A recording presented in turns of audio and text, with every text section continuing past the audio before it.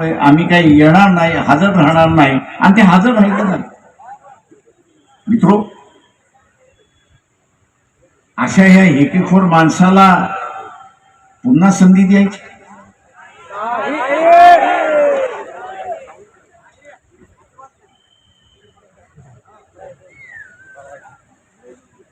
आपण एक लक्षात घेतलं की देशाचा गाडा हाकायचा,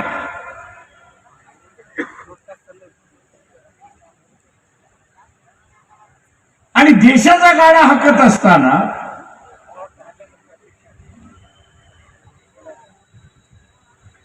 त्या माणसाकडे हेकेखोरपणा असून चालत नाही.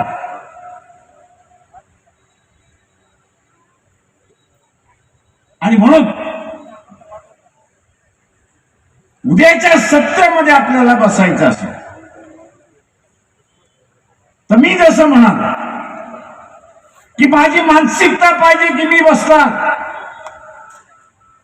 माझी मानसिकता पाहिजे की मी आरक्षणवाद्यालाच मतदान देणार, दुसरं कुणाला देणार नाही. आहे का तुमची मानसिकता?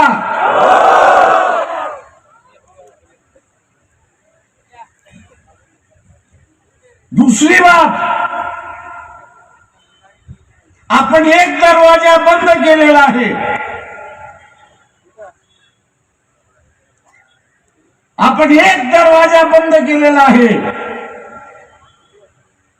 दुसरा दरवाजा आपल्याला खोलावा लागणार आहे, खोलावा लागणार.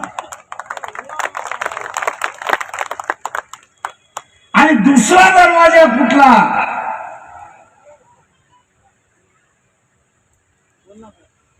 या ठिकाणी हा जो मुस्लिम मतदार आहे त्याच्याशी आपलं भांडण नाही. मगाशी मी जसं म्हटलं ते सवर्णांचं भांडण आहे, सत्तेचं भांडण आहे. आणि त्यांनी आता असणारा धर्म आणून आपल्यात आणि त्यांच्यात फूट पाडलेली आहे. उद्याच जिंकायचं असेल आणि ओबीसीला सत्तेमध्ये बसायचं असेल तर हा नवा मित्र जोडायला आपण सुरुवात केली पाहिजे, हे लक्षात. हा नवा मित्र आपल्याला सरळ जोडायला सुरुवात केली. शिवाजी महाराजांनी आपला अख्खा आरमार जेव्हा मुसलमानांच्या ताब्यामध्ये देऊन एक विश्वास व्यक्त केला, आपण असताना महाराजांच्या विचाराचेच वारसदार आहोत हे आपण असताना लक्षात. तेव्हा त्यांची नीती ही आपल्याला अपनावीच लागेल, त्यांची नीती ही आपल्याला अपनावीच लागेल. देवाणघेवाण हे आपल्याला करावं लागेल. तेव्हा कुठं ओबीसी आपला सत्ता मध्ये जाऊ शकतो आणि येऊ शकतो, हे लक्षात. एका जोपर्यंत 51% मतदार आपण होत नाही,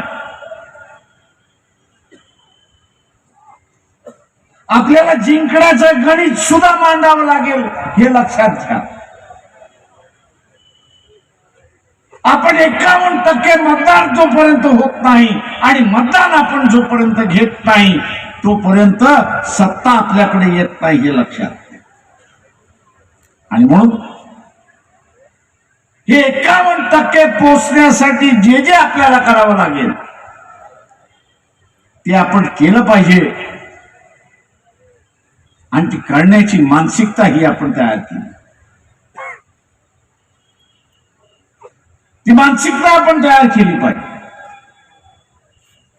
नुसती शब्दाने नाही तर कृतीने सुद्धा आपल्याला त्या ठिकाणी करावी. शेवटी मी जाता जाता एवढंच आपल्याला सांगणार आहे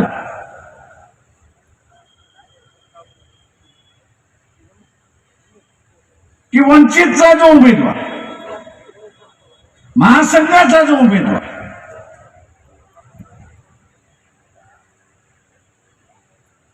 याला आपण मतदान केलं पाहिजे.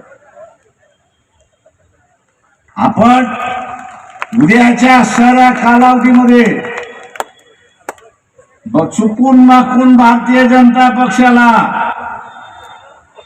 प्रचार काय होणार, अरे तो राहुल गांधी काय आहे, नरेंद्र मोदी फार मोठा आहे.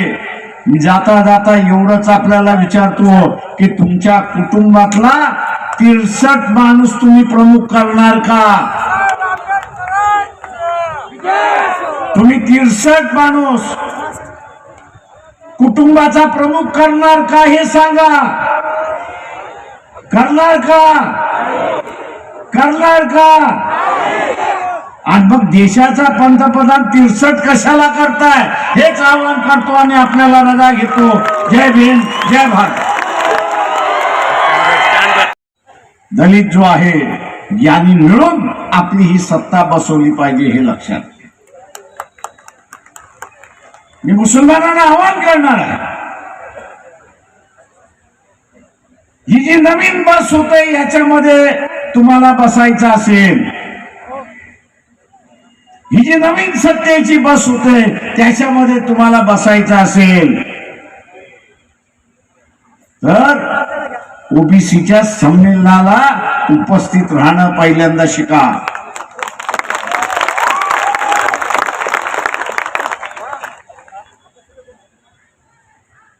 ओबीसींच्या, भटक्यांच्या, फुले शाहू आंबेडकरीवाद्यांच्या सभा संमेलनामध्ये सहभाग व्हायला सुरुवात केला. तुम्ही सहभाग व्हायला सुरुवात केला तर तुम्हाला स्वीकारल्या जाईल हे लक्षात घ्या. कारण ही वंचितांची चळवळ आहे आणि जो जो उपेक्षित आहे त्या उपेक्षिताला न्याय देण्याची आमची असणारी भाषा या ठिकाणी. मी आजच जरांगे पाटील यांचं असणारं एक वक्तव्य ऐकलं. माझा त्यांना सल्ला आहे,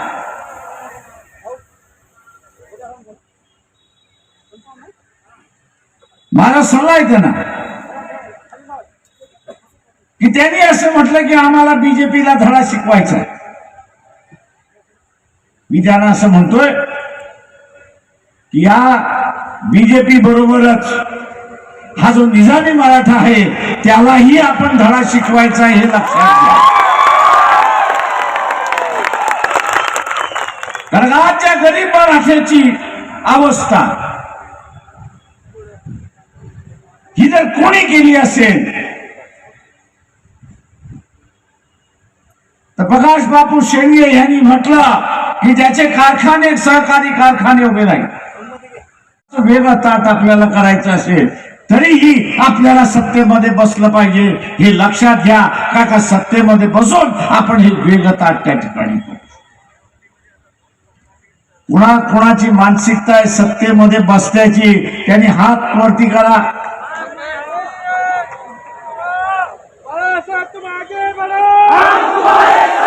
त्याच्यामुळे उद्या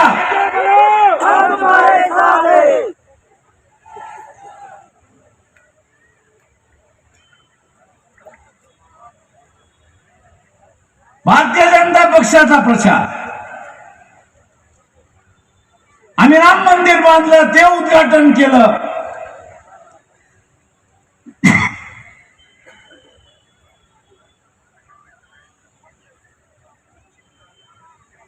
उद्घाटन केलं त्याच्याबद्दल हरकत नाही, पण त्या शंकराचार्याला का डावललं एवढं सांगा ना.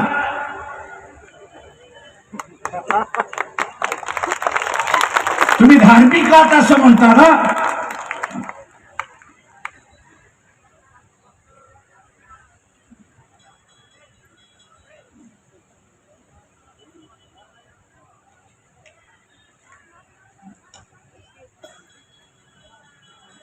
तुम्ही धार्मिक आहात असं म्हणता ना, मग शंकराचार्याचा सल्ला का मानला ना? शंकराचार्याने असं म्हटलं का की आम्ही उद्घाटन करत नाही? ते तर म्हटलं आम्ही आनंदाने उद्घाटन करतो, पण त्यांनी पंतप्रधान नरेंद्र मोदी यांना सारा विनंती केली की हा महिना मध्ये शुभ दिवस नाही आहे, त्याच्यावर पुढच्या महिन्यामध्ये आपण, या महिन्यामध्ये शुभ दिवस नाही आहे, पुढच्या महिन्यामध्ये आपण असणार आहात.